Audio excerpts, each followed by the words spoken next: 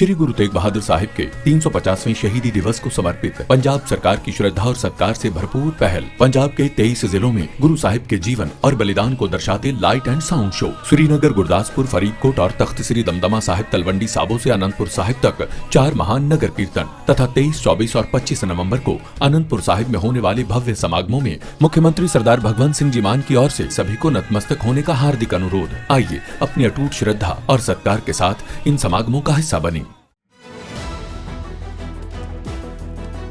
दिल्ली नगर निगम के 12 वार्ड पर हुए उपचुनाव की वोटिंग खत्म होने के बाद अब दिल्ली की जनता ये जानना चाहती है कि कौन सी सीट पर कौन सी पार्टी बढ़त बनाती हुई नजर आ रही है। इस सिलसिले में अब बात करेंगे विनोद नगर वार्ड की। और विनोद नगर वार्ड की अगर मैं बात करूं तो यहां पर जो वोटिंग टर्नआउट निकल कर सामने आया है वो ज्यादा ठीक तो नहीं है। लगभग 37% मतदान लोगों ने किया है और यहां से सिटिंग एमएलए रवि नेगी की ये सीट है। साल 2022 में वो पार्षद बने थे, लगभग 2300 के मार्जिन से वो जीते थे। अब देखना होगा कि क्या साल 2025 में हुए उपचुनाव में बीजेपी ये सीट रिवाइव कर पाएगी या फिर नहीं। दिनेश, जिस तरह से 37% के लगभग यहाँ पर मतदान दर्ज हुआ, क्या इसके राजनीतिक मायने हैं और इससे क्या बीजेपी को एज है या फिर आम आदमी पार्टी या कांग्रेस यहाँ पर कुछ सेंधमारी कर सकती है? देखिए, विनोद नगर चूँकि पटपड़गंज का सबसे बड़ा वार्ड है जी, और तकरीबन वहाँ पे 42-43 हज़ार पोलिंग थी, लेकिन 37% वहाँ पर वोटिंग हुई, तो उसका अंदाज़ा आप लगा सकते हैं कि 19-20 हज़ार वहाँ पर जो है वो लोग ही नहीं निकले। हाँ, वो वोटिंग हुई है।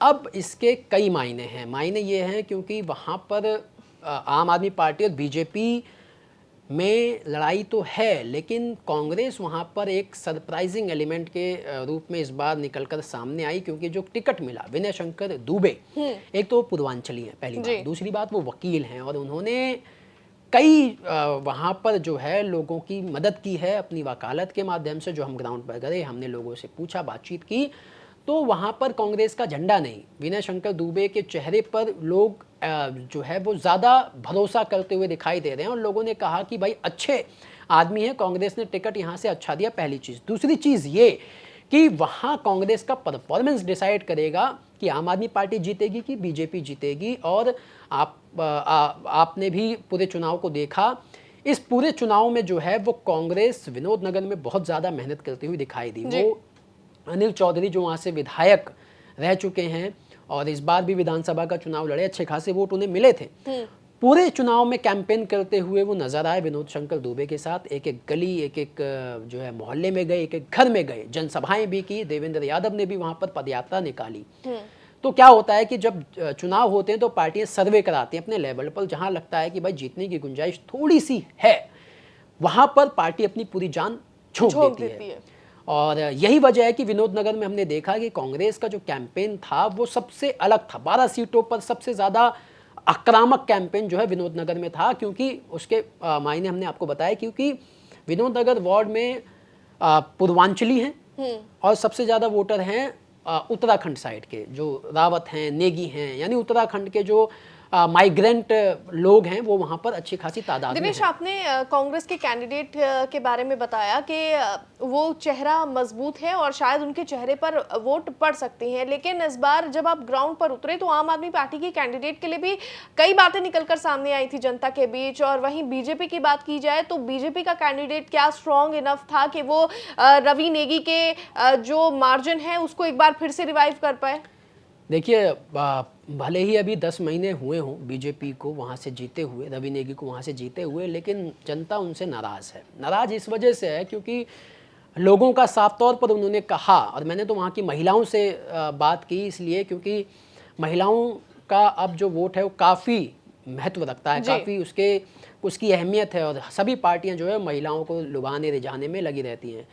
तो महिलाओं का साफ तौर पर कहना था कि जब रवि नेगी पार्षद थे तब तो घर घर आते थे, लोगों की समस्याएं सुनते थे, लेकिन जब से विधायक बने बड़े आदमी हो गए हैं, अब इलाके में झांकते तक नहीं हैं। चुनाव के समय आएंगे, विधानसभा चुनाव में आए थे, पैर छूकर वोट मांग रहे थे, अब हमने उनको जिता दिया तो अब हमारी सुनते नहीं हैं। तो लोगों की समस्याएं हैं, पहली चीज़। दूसरी ये कि आम आदमी पार्टी ने वहाँ पर टिकट जो है वो सही कैंडिडेट को नहीं दिया, क्योंकि गीता रावत पर रिश्वतखोरी के आरोप थे। और उसके बाद जो है आम आदमी पार्टी की छवि को थोड़ा सा डेंट हुआ था। तो गीता रावत के लिए लोगों के मन में एक धारणा बनी हुई है कि भाई ये सही कैंडिडेट नहीं है। और विनय शंकर दुबे, जो हम कांग्रेस की बात करें, क्योंकि कांग्रेस का परफॉर्मेंस ही इस अवार्ड में डिसाइड करेगा जीत किसकी होगी, क्योंकि 2300 वोटों का मार्जिन था, जो ठीक ठाक मार्जिन आप कह सकते हैं। लेकिन जो है पोलिंग भी 2022 में अच्छी हुई थी यहाँ पर जो है।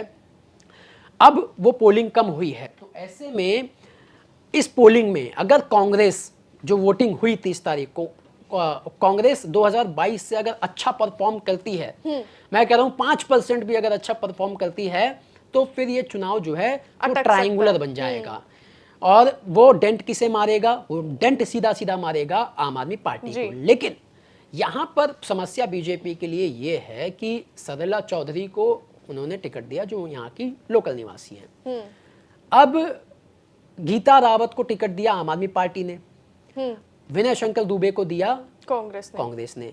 अब पूर्वांचली वोटर जो है, अब देखिए कोई भी चुनाव हो, थोड़ा कास्ट, रीजन, इसका सेंटिमेंट तो होता है। अब विनय शंकर दुबे पूर्वांचली हैं, तो पूर्वांचली वोटर भी अच्छा खासा है इस वार्ड में। तो अगर वो, क्योंकि उन्होंने छठ घाट की भी लड़ाई लड़ी है, लोगों ने हमें बताया कि भाई छठ घाट की यहाँ पर लड़ाई उन्होंने लड़ी, वकील साहब ने हमारे कई काम फ्री में कराए, समस्याएं जो है जो नहीं हो रही थी पिटिशन के माध्यम से।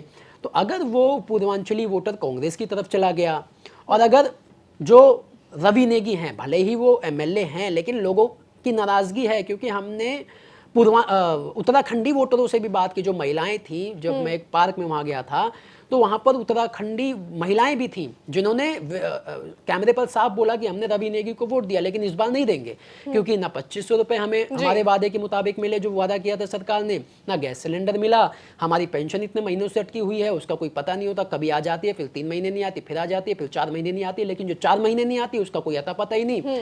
रवि नेगी जी हमारी सुनते नहीं है। तो अगर वो वोट जो है, मान लो गीता रावत क्योंकि उत्तराखंड की हैं, वहाँ चला गया, या फिर कांग्रेस में छटक गया, तो फिर बीजेपी को नुकसान हो जाएगा। तो यहाँ पर इस वार्ड में कुछ भी हो सकता है। लेकिन बात वही है परसेप्शन की, कि भाई ट्रिपल इंजन की सरकार है, 2030 तक रहेगी।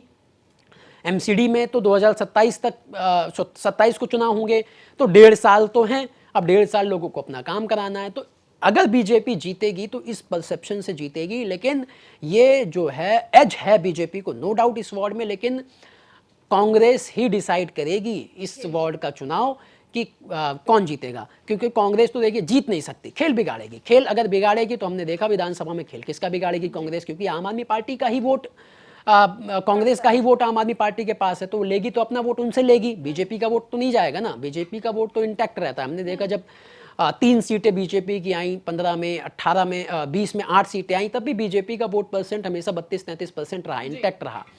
तो अब जो है आम आदमी पार्टी से अगर कांग्रेस अपना वोट लेगी तो आम आदमी पार्टी को नुकसान होगा। तो इस लिहाज से बीजेपी को इस वार्ड में एज है। बीजेपी को एज है, लेकिन कहीं ना कहीं मामला अटकता हुआ नजर आ रहा है कांग्रेस की वजह से। अब देखना होगा कि क्या तस्वीर सामने आती है कल जब चुनावी नतीजे सामने आएंगे। फिलहाल विनोद नगर वार्ड में मामला थोड़ा सा फंसा हुआ है, तस्वीर और अन्य 11 वार्ड की तरह क्लियर नहीं है, लेकिन देखना होगा कि क्या बीजेपी इस जीत को, 2022 की जो जीत है उसे बरकरार रख पाती है या फिर नहीं। फिलहाल हमें दीजिए इजाजत, और एमसीडी बाई इलेक्शन से जुड़े हुए चुनावी नतीजों को जानने के लिए देखते रहिए दिल्ली तक।